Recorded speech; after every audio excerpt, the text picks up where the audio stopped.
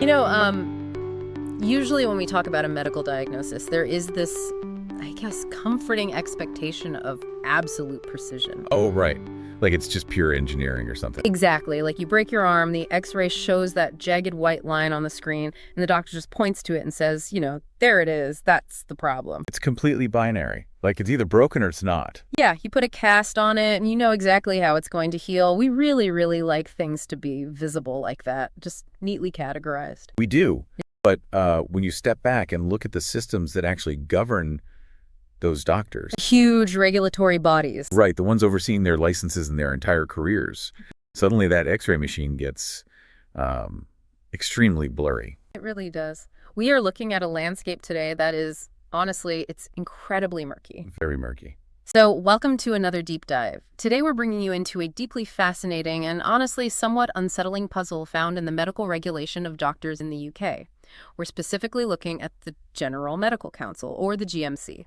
And at the very center of this puzzle is, well, it's what we can really only describe as a ghost. A ghost? Yeah, it's such a profound way to frame it. It is. Because what the data shows is this unseen, unspoken, but deeply felt presence that is, frankly, dramatically altering the careers of certain doctors. Specifically, we're talking about ethnic minority and internationally trained professionals, right? Yes. They are vastly overrepresented in formal disciplinary processes. Okay, let's unpack this, because before we look at these, frankly, wild numbers with you all, I want to be super clear on our lens for today. That's really important. Right. So the data we are looking at doesn't point to some, cartoon villain. We are absolutely not saying the GMC as an organization or any specific hospital trust is inherently racist. Right, we're just looking at the math. Exactly. We're impartially reporting the data and the ideas contained in our source material. We just want to see what is actually breaking down inside the machinery of this system. And that framing is so vital.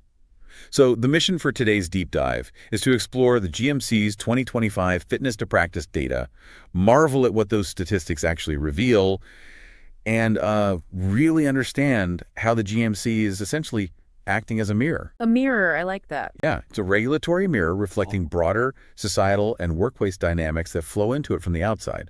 I mean, even the GMC's chief executive, Charlie Massey, he openly described discrimination and disadvantage in medicine as persistent and pernicious. Wow. Those are strong words from the top. They are. He called the levels of inequality unacceptable. So the regulator fully acknowledges the ghost is in the room. The question we have to answer for you today is, where does it actually enter the building? Right. And to figure that out, we have to look at the intake process. If the GMC isn't generating this disparity themselves, we have to look at where concerns actually originate. Which brings us to the funnel. The funnel, yes. But wait, before we go further into that, what exactly does fitness to practice mean in plain English? Like if I hear a doctor is going through that, what is actually happening to them? So essentially, it's the process where the regulator decides if a doctor is safe to keep their medical license. Okay, so it's not just a slap on the wrist. No, not at all. It's not about a minor mistake. It's an assessment of whether their skills or their health or their behavior pose a genuine risk to the public. That sounds terrifying for the doctor. It is. Being pulled into a fitness to practice investigation is one of the most stressful, paralyzing events in a doctor's entire career. I mean, even if they're completely cleared at the end, the process itself can take months, sometimes years. Just totally halting their career progression. Exactly. So the stakes are incredibly high, and I was just marveling at the sheer volume of data in the 2025 report regarding how these cases start, but there's another term I need you to clarify first. The report says the GMC made 13,465 triage decisions in 2025 alone. Now, in a hospital ER, triage means, sorting the broken legs from the heart attacks. Right. Who needs help first? Yeah. But what does triage mean for regulatory paperwork? It's actually a very similar concept. Yeah. The GMC receives thousands of complaints. Triage is the initial sorting phase where they look at a complaint and decide. It's matter. Exactly. They ask, does this meet the legal threshold to require a full formal investigation? Or do we close the case right now because it's a minor issue or maybe just a misunderstanding? Got it. Okay, so the GMC had to make over 13,400 of those sorting decisions in 2025. That is a 25% jump in a single year. It's a massive surge. It is. And if you look back a little further, it is up 60% since 2020. That is a huge surge in complaints being filed, especially when you consider that the medical register itself, like the actual number of doctors working in the UK only grew by 22% in that same time frame. Right, the complaints are massively outpacing the actual growth of the workforce. The volume is just staggering. It really is. And it's putting immense pressure on the system. But, the total volume doesn't actually tell us where the ghost enters. To find that, you have to break down who was actually picking up the phone to complain. And this is where the split happens. This is so interesting. When you look at those thousands of concerns, roughly 80% of them come from the general public. 80%. Yeah, that's patients, family members, or just people interacting with the healthcare system. But employers, the actual hospitals, the medical trusts, the boards, they only account for roughly 1.4% of the total concerns. Just 1.4%. Right. We are talking about only 190 concerns out of that whole massive pile coming from the bosses. But that 1.4%, that is the crucial pivot point for everything we are discussing today. Why is that? Because those two streams of complaints, the public stream and the employer stream, they behave very differently once they enter the GMC's funnel. Out of all those thousands of complaints from the public, only 5% actually pass the triage stage and result in a formal investigation. Only 5%, which, that makes sense. A patient might complain that a doctor was, rude, or that the waiting room took too long. Right, exactly. Which isn't great, obviously, but it doesn't mean the doctor needs to lose their medical license over it. Precisely. But when you look at employer referrals, a staggering 70% of those result in a full investigation. 70%. Yes. It is a 14-fold difference in the progression rate between the public and the employers. Oh, wow. It's like a nightclub bouncer. Think about it. Okay, I'm with you. The public is the massive winding line outside the club where thousands of people are just waiting, but barely anyone actually gets past the velvet rope. Right, the bouncer turns most of them away. Exactly. The public is supplying the sheer volume of people at the door, but the employers, they hold a VIP pass.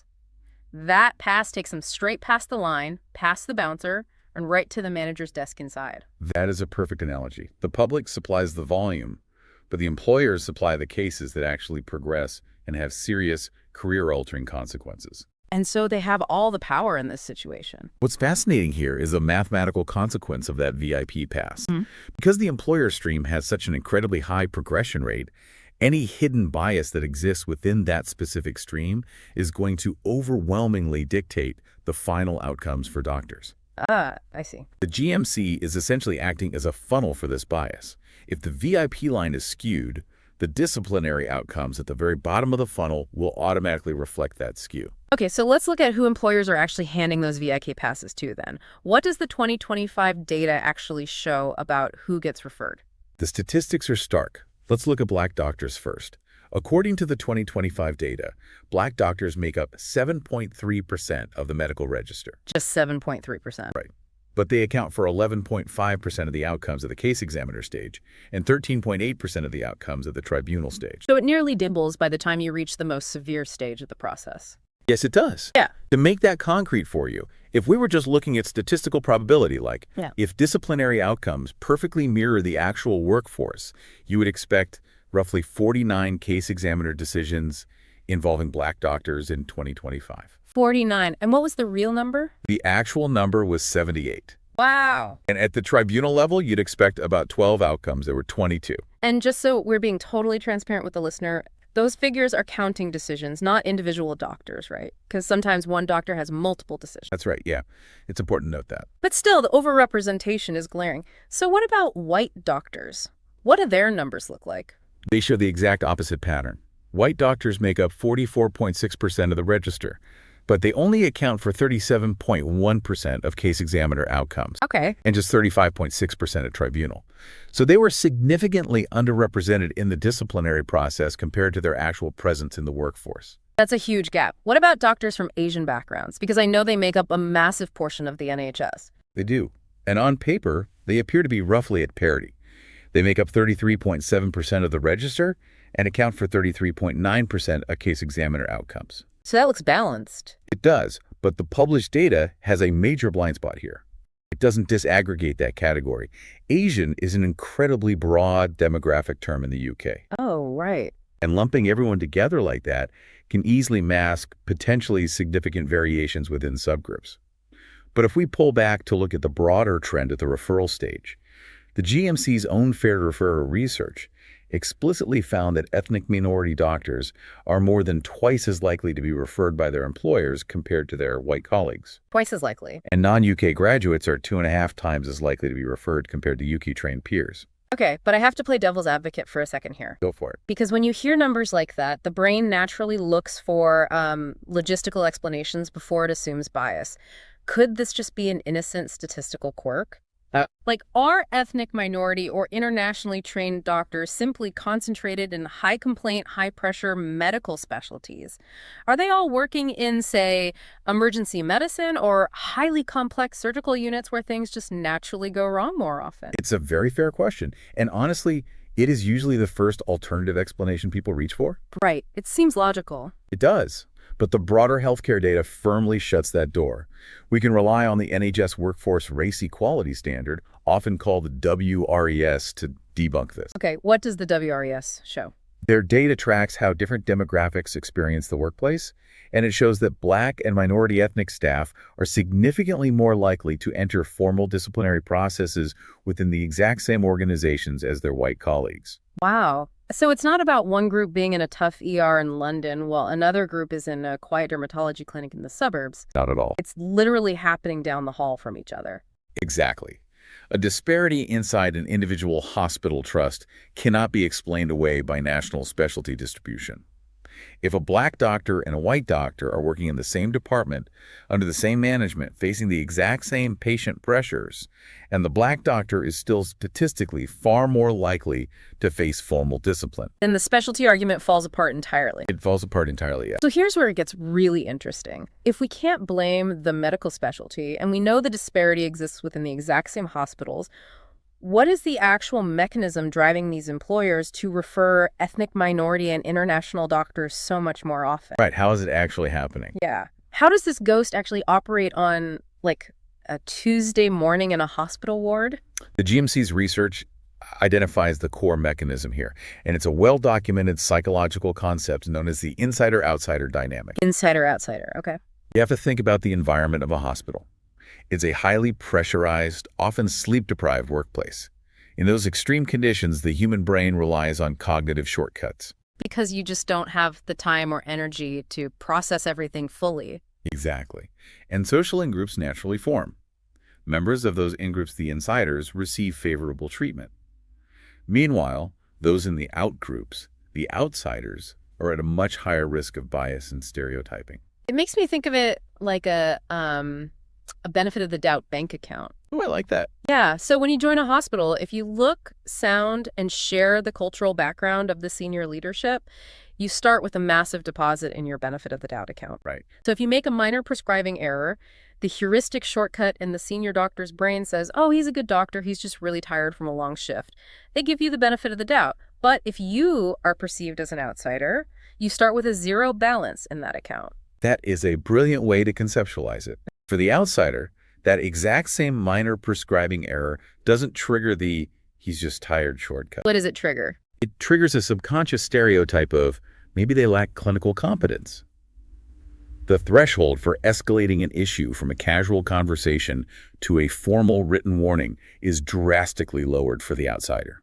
And what does that actually look like for a doctor on the ground? Because it isn't necessarily cartoonish villainy, right? Like someone twirling a mustache and deciding to ruin a career today. No, rarely. It usually manifests as a complete absence of support. Doctors perceived as outsiders receive less mentoring. They get less honest, informal feedback. Exactly. They don't get that quiet tap on the shoulder in the break room where a senior colleague says, hey, I noticed how you're handling that procedure. Let me give you a quick tip before it becomes a bad habit. The informal safety net just doesn't exist for them. And this is crucial for understanding the funnel. The problems that could have easily been caught and corrected early, with a bit of guidance, they're allowed to fester. They just build up. They compound over time until they become a real crisis, a patient safety risk, that absolutely requires a formal employer referral to the GMC. There is a quote from a research participant in the source material that cuts right through all the clinical language. I want to read it to you directly because it just stopped me in my tracks. Please do. They said, one reason is skin color, and second is they are perceived as lesser. And they are only perceived as lesser, they are not lesser. Wow. It perfectly captures how this subtle, everyday distancing snowballs into a career-threatening disciplinary hearing. It really does. And if we connect this to the bigger picture, we have to acknowledge that this unseen ghost, this systemic distancing, isn't a new phenomenon that just mysteriously appeared in the 2025 data. Right. If you look back to the height of the COVID-19 pandemic, this exact same insider-outsider dynamic was starkly visible. It manifested as unequal exposure to risk and a terrifying lack of protection. Oh, man. During the first wave of the pandemic, 63% of all NHS staff who died from COVID-19 were from ethnic minority backgrounds. 63%, that is wildly disproportionate to the general population. It is. And when you look specifically at doctors who died during that period, that number rises to around 94%. 94%. Yes. Shockingly, the first 11 doctors to die in the UK from COVID-19 were all from ethnic minorities. That is just, I mean, it's heavy to even hear that out loud. It forces us to look at the reality of the workplace. It proves that the culture, the systemic inequalities, were already fundamentally broken upstream. The pandemic simply held a magnifying glass up to a disparity in protection, advocacy, and support that was already operating every single day. Wow. The 2025 GMC disciplinary data is just another magnifying glass, showing us the exact same underlying problem from a different angle. So what does this all mean for the future of medicine? If the mechanism is so clearly defined in the psychology and it's so deeply entrenched in the workplace culture upstream, what is the GMC actually doing to fight a ghost they didn't create? That's the big question. Because realistically, as a regulator, it would be very easy for them to just throw their hands up and say, not our fault, we just process the paperwork the hospitals send us. It would be very easy. But to their immense credit, the GMC is not taking that passive route. They aren't just sitting back and accepting the skewed data as an inevitability. You really aren't. I was fascinated to read that they have set some incredibly concrete goals.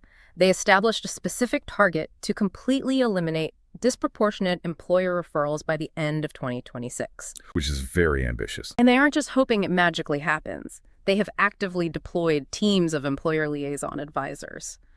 But wait, before we talk about what they do, the data mentions these advisors work directly with responsible officers at the hospitals. Who are they? Are they just like the local HR department? No. A responsible officer is actually a very senior doctor within a healthcare organization. Their statutory role is to ensure that all the doctors working in their hospital are keeping their skills up to date and are fit to practice. Okay. They're the ones who ultimately hold the pen and make the decision to refer a doctor to the GMC. Okay, so the employer liaison advisors from the GMC are meeting directly with these senior doctors, the ones holding the VIP passes we talked about. Exactly. And they are actively working to challenge biases before a referral is ever officially made. They're essentially standing at the entrance to the VIP line and asking the responsible officer, hey, let's look at this case. Are you sure this person needs to be escalated to the regulator? Or is this an outsider who just needs the same mentoring you gave an insider last month? And the most encouraging part of the source material is that the data shows this intervention is actually working. Really? Yeah. The latest progress reports show that the proportion of employers with excess referrals, meaning hospitals where referrals were mathematically skewed by ethnicity or place of qualification, has fallen by a massive 48% since the 2016 to 2020 benchmark. 48%? It dropped from 5.6% down to 2.9%. That is real, measurable movement in the right direction. A 48% drop is huge. It proves that when you actively interrupt the cognitive bias at the source, like before the paperwork is filed, the funnel actually starts to balance out. It does. But there's a limit to this strategy, right? I mean, the GMC can't hold the hand of every single senior doctor in the country. No, there is a very hard regulatory limit here. The GMC is a medical regulator. They are not a cultural reformer. Right. Their absolute statutory duty, written into law, is patient safety and maintaining public confidence in the medical profession. They can intervene when a formal referral is about to happen, but they absolutely cannot mandate culture change in every single NHS trust, in every single hospital ward across the entire country. They can't force a senior consultant to invite a junior internationally trained doctor out for coffee to mentor them. They can't mandate that feeling of belonging or, force someone to hand out the benefit of the doubt. They just can't. They cannot prevent the underlying conditions, the chronic exhaustion, the subtle stereotyping, the natural human inclination toward in-group favoritism that produce these unfair environments in the first place. By the time the GMC gets involved, even with their liaison advisors, they are treating this symptom at the very end of the disease progression. Which brings us back to that powerful metaphor from the beginning of our deep dive. The GMC is essentially a mirror. Yes. The 2025 data reveals this undeniable mathematical pattern of unequal treatment, but the regulator is merely reflecting the biases of the systems, the hospitals, and the employers that feed into it. They are holding up the glass, but they aren't the ones casting the reflection. And what makes this so complex is that the tools to fix the reflection already exist out there in the healthcare system. They do. Yes. The NHS has the Workforce Race Equality Standard to track exactly where these disparities are happening. The GMC has proven that their employer liaison advisors are highly effective. Right, with that 48% drop. Exactly. And there is extensive training available for those responsible officers that explicitly warns about the risks of differential treatment and cognitive bias. The structural mechanisms to balance the scales are sitting right there on the table. So what's missing? What seems to be missing is the consistent institutional will from the employers themselves to act on what is now completely visible. The tragedy of the pandemic showed us the disparity was there. The 2025 GMC data shows us it is still there, operating quietly in the background. It is. As the source material explicitly observes, and I think this is the absolute perfect summary of the entire situation, the GMC can act on what it receives. It is not a change agent for fixing wrongs in British society. It's a sobering reality check about what a regulatory body can actually achieve in a society that still struggles with these deeply entrenched dynamics. Yeah. The disparity won't just vanish because we asked it to, and it won't vanish just because the regulator points it out. It requires the people who govern the day-to-day culture of these hospitals to actively change who they give the benefit of the doubt to. It really does. It requires everyone in that system to take a hard look at who is getting the quiet tap on the shoulder and who is getting the formal written warning. Absolutely. Well, I want to warmly thank you, the listener, for taking the time to attend today's deep dive. This is an incredibly nuanced, data-heavy topic, but understanding how these unseen forces shape the careers of the people who literally hold our lives in their hands is just so vitally important. Thank you for exploring it with us. And, this raises an important question, something I'd love for you to mull over as you go about your week. Oh, what's that? We've just spent this time looking at how a medical regulatory body's data acts as a mirror, showing us society's unseen biases. It makes you wonder, what other seemingly objective regulatory data in our everyday lives is quietly acting as a funnel for this exact same dynamic? Oh, wow. Think about the algorithms that determine banking loan approvals, or university admission scoring, or local law enforcement statistics. Where else are we assuming the X-ray is perfectly clear when in reality it's just reflecting a bias that started way upstream? A lingering question for sure. Until next time, keep looking past the obvious numbers.